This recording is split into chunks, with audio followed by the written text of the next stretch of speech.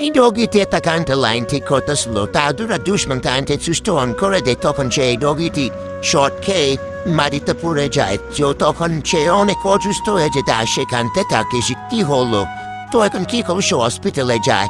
তার কাছে টাকা নেই বলে ডাক্তারটি তাকে মেরে তাড়িয়ে দেয়। হসপিটাল থেকে সে সিদ্ধান্ত নেয় সে বাদাম বা এই যে মুয়া বানিয়ে তখন সে বিক্রি করে তার চিকিৎসা করাবে।